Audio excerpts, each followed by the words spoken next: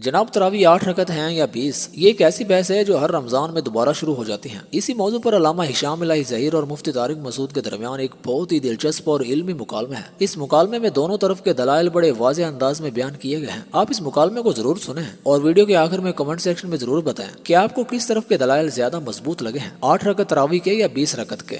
اور تراویح 20 رکعتیں ہیں، 8 رکعتیں بولو نہیں۔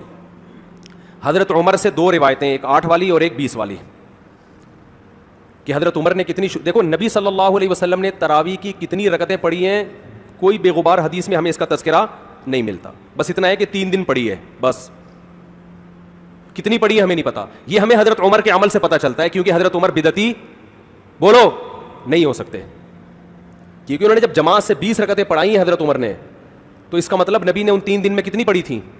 اور ایک ضعیف روایت میں اس کا تذکرہ بھی ہے کہ نبی نے 20 رکعتیں پڑھی ہیں، تو ضعیف روایت کی تائید جب خلفائے راشدین کے عمل سے ہو گئی تو وہ ضعیف بھی عملاً کیا بن گئی، صحیح بن گئی ہے وہ۔ تو حضرت عمر سے 2 ہیں، 8 بھی اور 20 بھی۔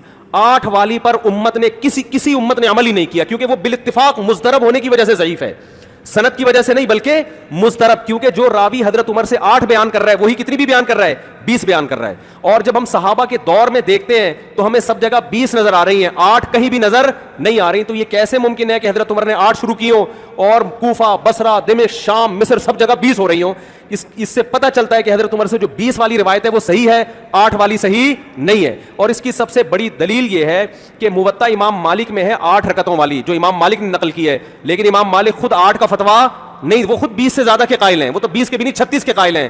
تو یہ کیسے ممکن ہے کہ کتاب کا مؤلف 8 والی ذکر کر رہا ہو مگر خود اس روایت کو وہ اس پر عمل نہ کر رہا ہو؟ ان باتوں کا کسی اہل حدیث عالم کے پاس جواب نہیں ہے۔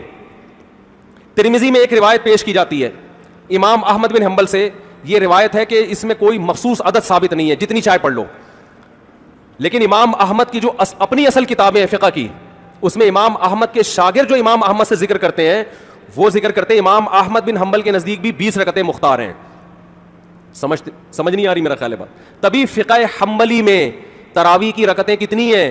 20۔ اور امام ابو حنیفہ کے نزدیک بھی لوگ پتہ ہے مجھ سے کیا کہتے ہیں، لوگ جو ہے نا کہتے ہیں کہ یار آپ ان حدیثوں کا انکار کر رہے ہو جس میں 8 آتا ہے۔ 8 والی جو بخاری کی حدیث ہے نا اس کا تراویح سے کوئی تعلق نہیں ہے۔ بخاری میں آتا ہے نبی رمضان اور غیر رمضان میں 8 پڑھتے تھے، اس کا تراویح سے کوئی تعلق، وہ تو غیر رمضان میں بھی تھی۔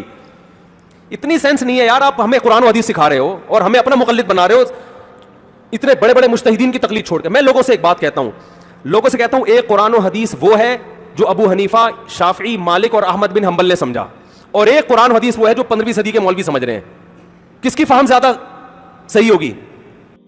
بنیادی طور پہ ہمارے بھائی یہ 8 اور 20 کی بحث نہیں ہے، وہ تو 8 اور 3 11 رکعت، 13 رکعت اور 20 رکعت کا مسئلہ، یا آپ سمجھ لیں 23 رکعت کا مسئلہ۔ ایک بات یاد رکھیں کہ خانہ کعبہ میں ہونے والا عمل حجت شرعی نہیں، حجت شرعی دلیل وحی الہی ہے۔ رسول اللہ صلی اللہ علیہ وسلم سے صحیح حدیث سے ثابت ہے کہ آپ رمضان غیر رمضان، پوچھا ماں عائشہ سے یہ، یا رمضان غیر رمضان 11 رکعت پڑھا کرتے تھے، بعد دیگر روایات میں 13 رکعت کا ذکر موجود ہے، یعنی وطروں کو ایکسٹینڈ کرنا، 3 کی جگہ 5 پڑھ لیے، 1 پڑھ لیے۔ ایک وطر کے بھی اہل حدیث آپ کو پتا اسکول آف تھاٹ کرے جاتا ہے، انہیں قائل اہل حدیث اسکول آف تھاٹ قائل ہے، سیدنا امیر معاویہ کی روایت بھی ہے۔ اچھا دوسری بات یہ ہے کہ یہ جو جھگڑا ہے، اگر یہ جھگڑا آپ سمجھتے ہیں، آپ اگر 20 کو بھی متعین نہ کریں تو کتنے مرضی کوئی بندہ نفل پڑھتا جا رہا ہے، پڑھتا رہے، اس کے اوپر تو اہل حدیث علماء ہم تو تعین کے اوپر کہتے ہیں کہ اگر متعین کرنا تو وہی متعین ہوگا جو رسول اللہ نے کیا۔ ابی ابن کعب کی حدیث، حضرت عمر نے متعین فرمایا کہ 11 رکعت جا کے پڑھانی ہے، تو جو تعین ہوگا وہ 11 رکعت کا ہوگا، اور اگر بغیر تعین پڑھنی ہے تو آپ جتنی مرضی پڑھ لیں، اس کے اوپر اعتراض نہیں۔ لیکن آپ تعین 20 کا کرتے ہیں، یہ قرآن و سنت سے کہاں ثابت ہے؟ یہ کہتے ہیں وہاں سے ثابت ہے جی کہ حضرت عمر کے دور میں پڑھی گئی تھی۔ کہاں پڑھی گئی تھی؟ کس نے پڑھائی؟ کسی عمل کا وقوع پذیر ہونا اس عمل کی دلیل نہیں ہوتا، دلیل یہ کہ حضرت عمر نے پڑھائی تھی یا حضرت عمر کے حکم پہ ہوئی تھی، اس دور میں کہیں پہ پڑھی گئی تھی۔ ویسے تو روایت بھی ضعیف ہے لیکن مثال دے رہا ہوں، سچی بھی مان لی جائے تو کہیں پہ پڑھی جانے سے ثابت نہیں ہوتا۔ یہ عدد رسول اللہ صلی اللہ علیہ وسلم کی پوری زندگی میں ایک مرتبہ بھی 20 رکعت ثابت ہوا، ہم پڑھنے کے لیے تیار ہیں، ہمیں کوئی اعتراض نہیں۔